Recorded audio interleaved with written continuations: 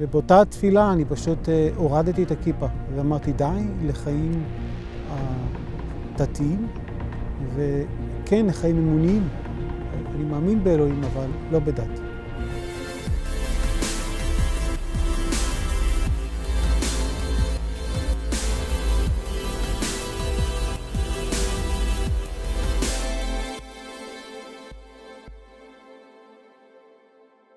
שלום, קוראים לי גיא, אני מרקע דתי.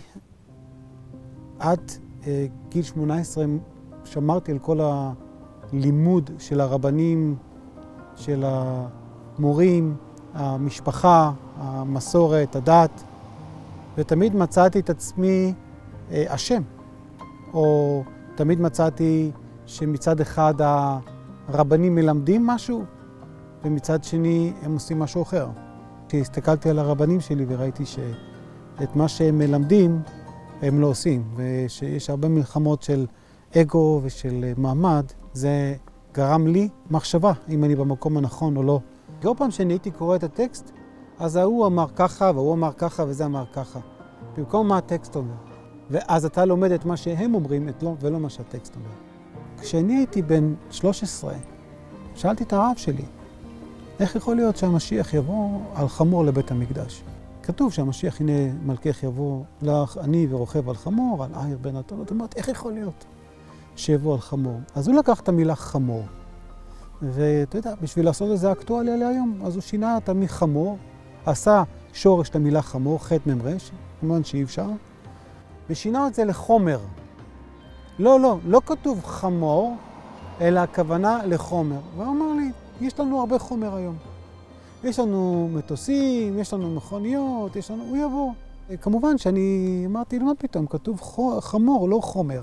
בגיל 18 אני בעצם, הייתה לי תפילה. יצאתי לעיר העתיקה בעכו, והתפללתי לאלוהים. שאול, איפה הוא? ולמה הרבנים שולטים על העם? ואיפה המשיח? ובאותה תפילה אני פשוט הורדתי את הכיפה ואמרתי די לחיים דתיים וכן לחיים אמוניים.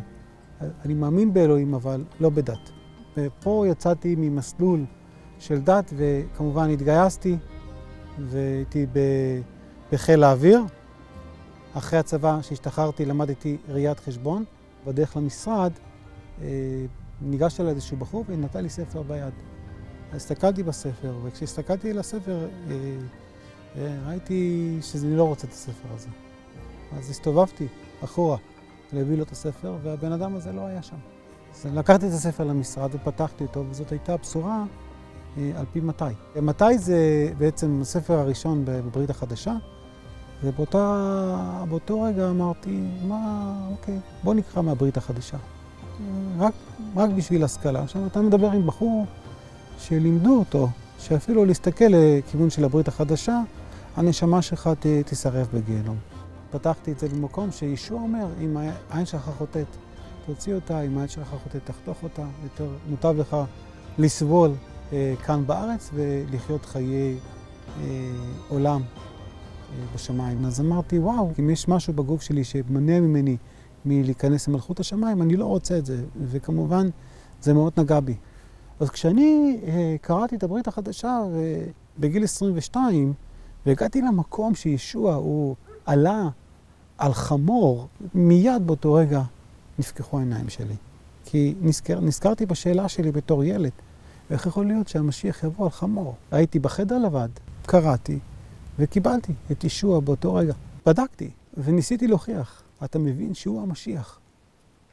זה פשוט ככה, ישוע הגשים את כל נבואות התנ"ך.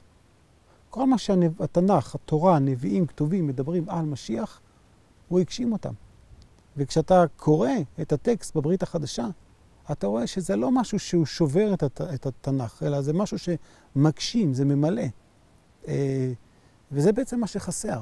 זה בעצם החלק שהיה חסר לי בתור יהודי, שתמיד מצפה למשיח. אתה יודע, העם שלנו מתבשם ממשיח. מה זה מתבשם ממשיח?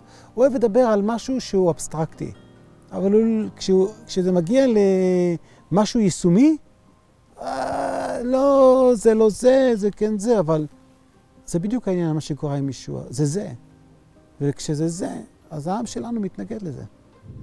היום כשאתה שואל אותי, יהודות היא בעצם מפתח. היא אמורה להיות אור לגויים. כי מציון תצא תורה ודבר השם ירושלים, אז תצא תורה לכל העולם. אנחנו לא אמורים להיות אמונה או דת שסגורה לעולם. אנחנו אמורים להיות פתוחים לעולם. אבל מה שקורה זה בגלל שיש רצון לשמור, וזה בגלל שזה דת, אז הם סוגרים. ואז אתה רואה את כל הריקבון הזה מבפנים. היהדות של היום היא סגורה, היא לא מוכנה, לא פתוחה, היא לא מוכנה להיפתח. אבל התורה ניתנה לנו כדי שנפתח אותה לעולם, וזה בעצם מה שישוע עשה. הוא פתח את התורה לעולם, שכל בני אדם יוכלו להיכנס אל דבר אלוהים.